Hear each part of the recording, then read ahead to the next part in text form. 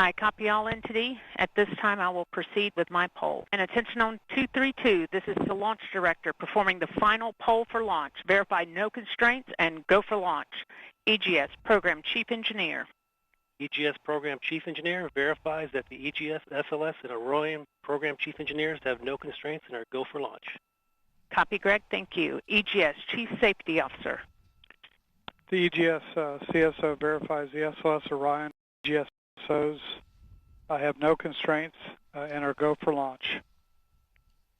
Copy, John. Thank you. Range weather.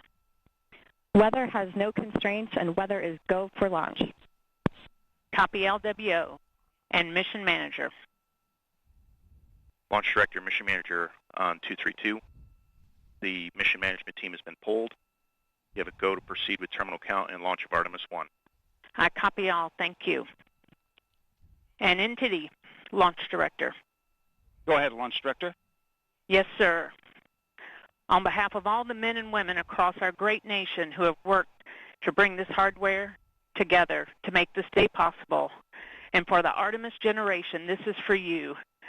At this time, I give you a go to resume count and launch Artemis 1. GLS, you can resume the clock on your mark. GLS copies. Countdown clock will resume on my mark. 3, 2, 1, mark. GLS mainline has been initiated. Okay. T-minus 10 minutes and counting. We are T-minus 10 minutes away from liftoff of Artemis 1. As you can see, the clock is now moving. Let's put that up. T-minus 9 minutes and 47 seconds.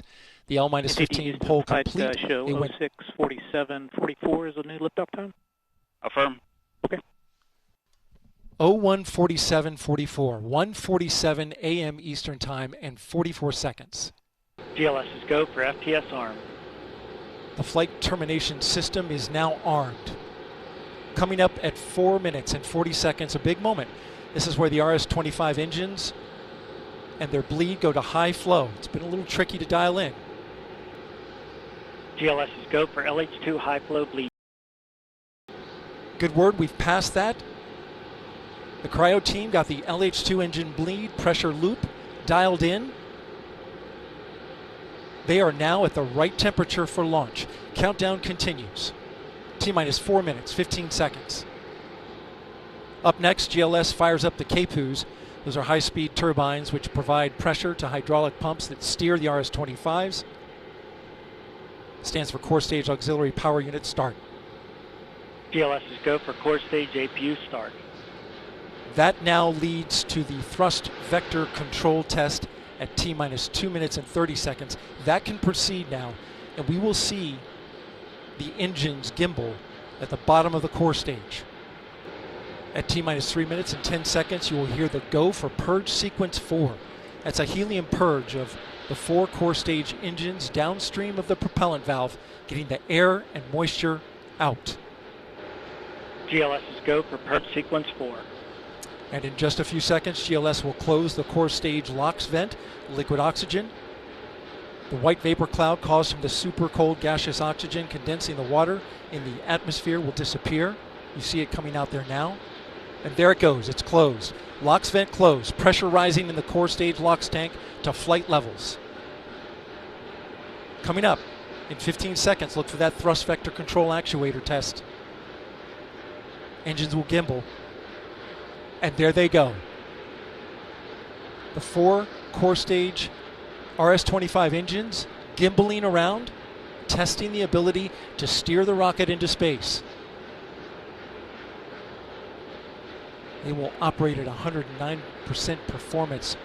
Each RS-25 throwing down 500,000 pounds of thrust. All 4, 2 million pounds. All together with the boosters, 8.8 million pounds of thrust. GLS is go for upper stage to internal power. Now the upper stage has gone to internal power. So power is removed from the rocket's upper stage, the ICPS, and it's been switched to battery power. The same milestone is coming up for the core stage at T-minus 1 minute and 30 seconds. GLS is go for core stage to internal power. The rocket's core stage, which houses the 3 flight computers, is now on battery power. So there is no more hold time available because there's no more margin on the batteries. So if we have a hold we'd have to recycle back to T-minus 10 minutes and recharge those batteries. The count continues. A note now, shortly after liftoff. 1 minute. Shortly after liftoff, Mission Control Houston will take control of the rocket, and my colleague, Leah Cheshire, will take over commentary. T-minus 50 seconds and counting. Coming up at T-minus 33 seconds, the GLS will hand off control to the ALS. This is the autonomous launch sequencer. On board the rocket, it will take over command and control of the rocket. But the ALS will check, make sure there's no holds coming from the ground up until T-minus 2 seconds. GLS, go for ALS. And we are go for ALS. The Space Launch System is now counting down to liftoff of Orion on its maiden voyage to the moon. Launch team can no longer cycle the count. Sound suppressor water now flowing 15. under the ML. And here we go. 10. Hydrogen GLS, burn-off go for igniters core stage initiated. engine 7, 6, 5. Core stage engine start. 3, 2, 1. Boosters in ignition. And liftoff of Artemis 1. We rise together back to the moon and beyond.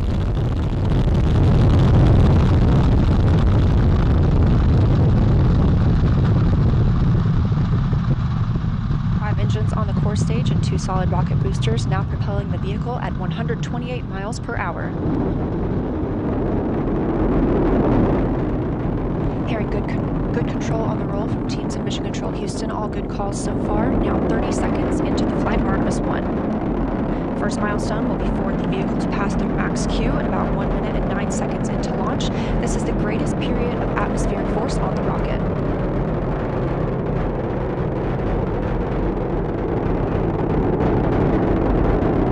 SLS now traveling 607 miles per hour.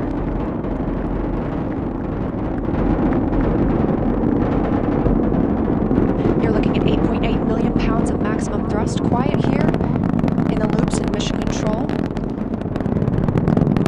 The 4 core stage engines are throttling down ahead of passing through max Q.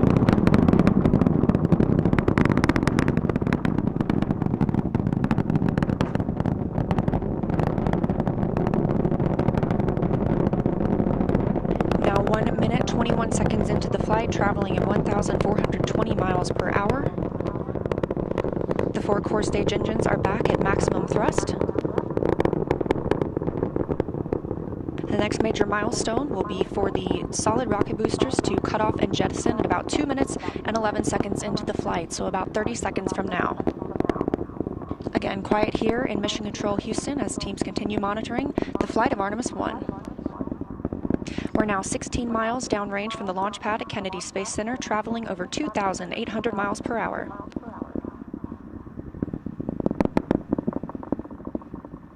Standing by for solid rocket booster jettison and shortly thereafter.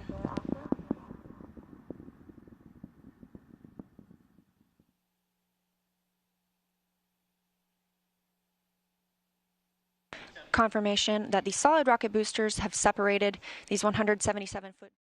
With its deliberately mundane and routine chatter, and stared into that black and white television monitor, you could glimpse that we humans had entered the realm of myth and legend. Once upon a time, we soared into the solar system.